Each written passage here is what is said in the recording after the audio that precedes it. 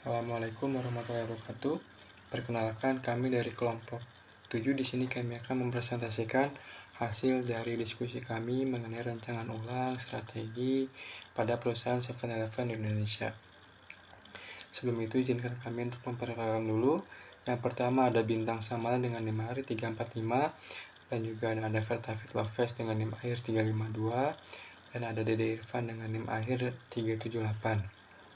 Dan saya sendiri, Prasetyo Ari Herlambang dengan NIM akhir 350. Baik, selanjutnya di sini saya akan menjelaskan kembali sedikit untuk mengingat profil dari perusahaan 7-Eleven di Indonesia. Jadi 7-Eleven ini adalah toko retail kelas dunia yang berasal dari USA pada tahun 1927, dan pada tahun 1991 Southland Corporation yang merupakan pemilik 7-Eleven ini sebagian besar sahnya dijual kepada negara Jepang, yaitu Ito Yokado, lalu diubah namanya menjadi 7-Eleven pada tahun 1999. Nah, pada tahun 2009 7-Eleven ini masuk ke Indonesia yang dimiliki oleh atau yang dikelola oleh PT Modern Indonesia, yang dimana PT tersebut adalah anak perusahaan dari PT Modern International Tbk atau pemilik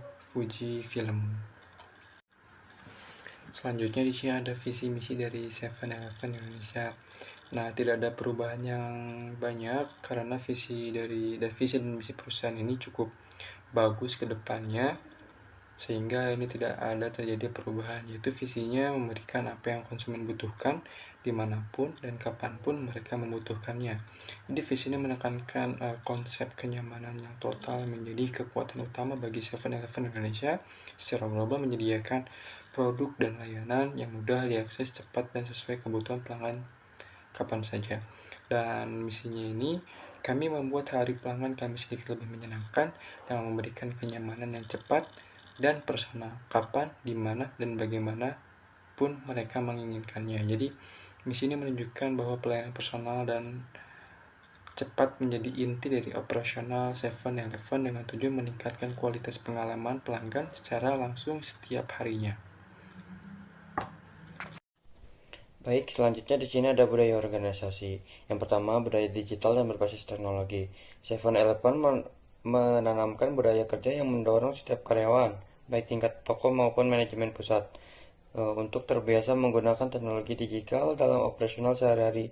Ini mencakup pemanfaatan sistem POS digital, penggunaan aplikasi internal, serta pemahaman dasar terhadap teknologi seperti pemesanan online, sistem loyalitas digital, dan metode pembayaran cashless. Budaya digital mempercepat adopsi inovasi, menjadikan perusahaan lebih kompetitif dalam ekosistem retail modern yang serba digital. Yang kedua ada budaya inovasi dan adaptif. Perusahaan perlu mengembangkan budaya inovasi di mana karyawan didorong untuk menyampaikan ide-ide baru, mencoba hal-hal yang berbeda, dan tidak takut melakukan eksperimen. Dalam budaya ini, kesalahan dalam proses inovasi tidak dianggap sebagai kegagalan mutlak, tetapi sebagai bagian dari pembelajaran dengan membangun lingkungan kerja yang terhadap perubahan 7-Eleven lebih cepat beradaptasi terhadap tren pasar seperti tren makanan final, teknologi baru, atau pola konsumen urban.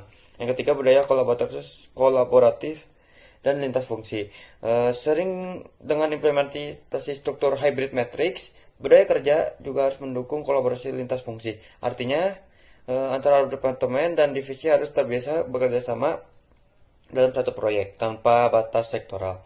Misalnya, tim operasional wilayah harus dapat bekerja sama tim pemasaran pusat dan tim digital untuk meluncurkan program promosi atau fitur baru di aplikasi. Budaya kolaboratif ini akan mempercepat realisasi strategi dan meminimalkan konflik antar rumit. Yang keempat ada budaya fokus pada pelanggan data.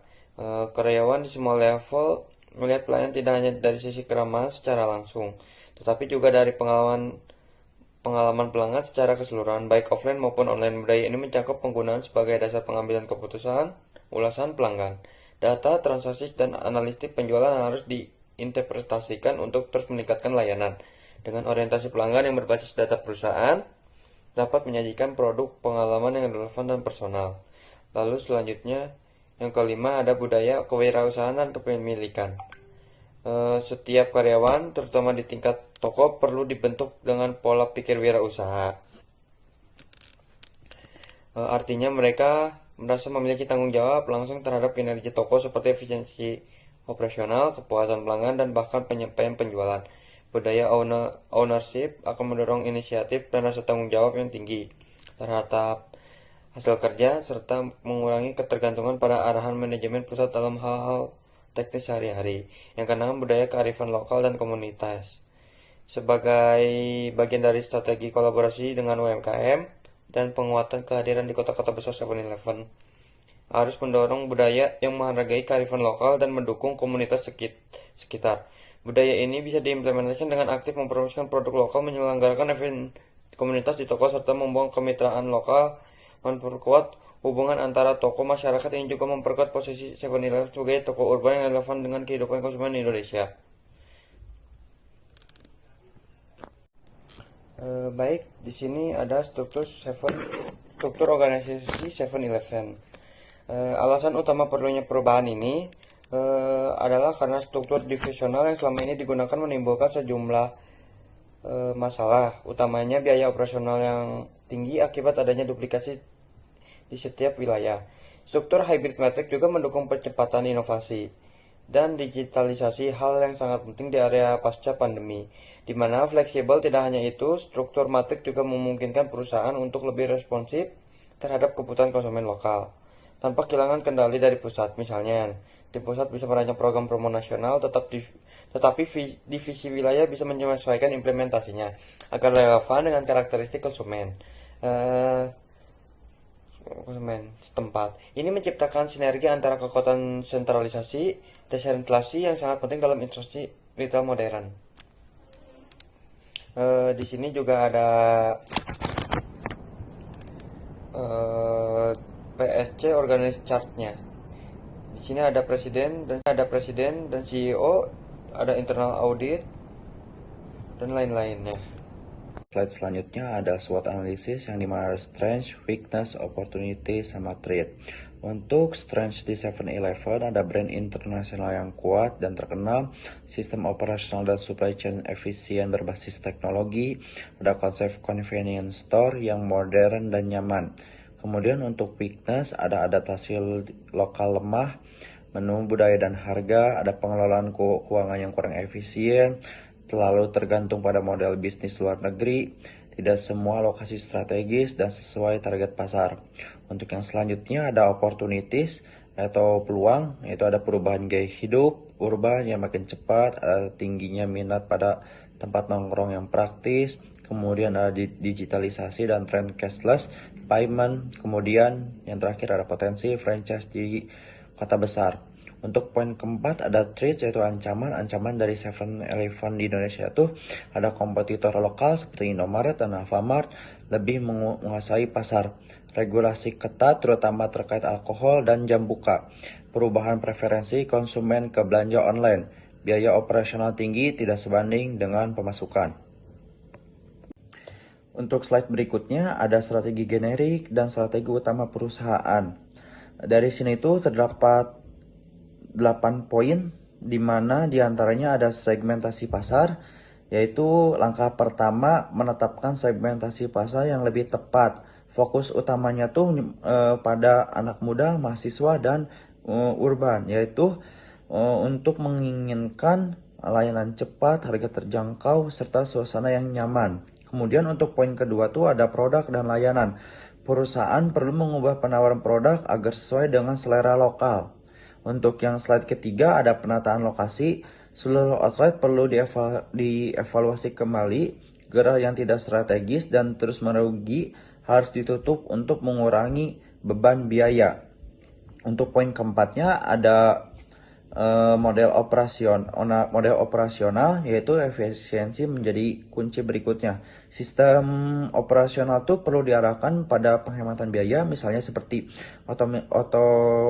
otomasi pencatatan stok dan kasir, serta memanfaatkan data penjualan lokal untuk merancang menu harian dan menyesuaikan stok yang ada.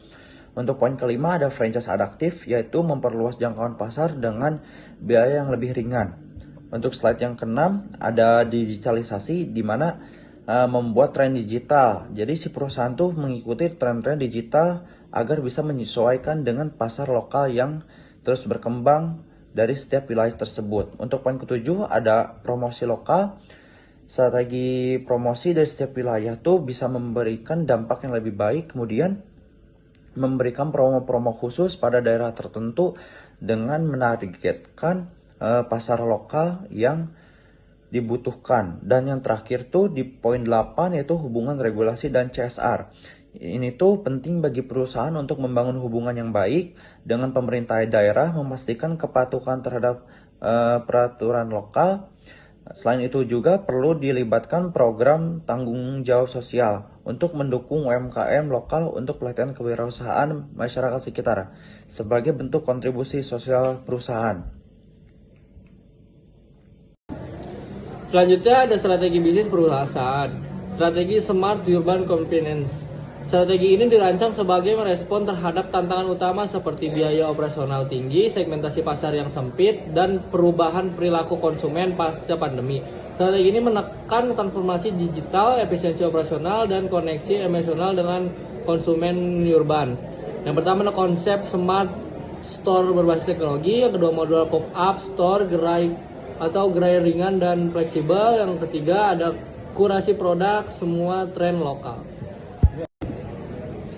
Selanjutnya ada implementasi dan tujuan strategik. Tujuan baru sebaiknya berorientasi pada peningkatan efisiensi operasional melalui digitalisasi, pertumbuhan loyalitas pelanggan melalui sistem berbasis aplikasi, serta ekspansi gerai yang lebih hemat biaya melalui konsep modular atau pop-up store.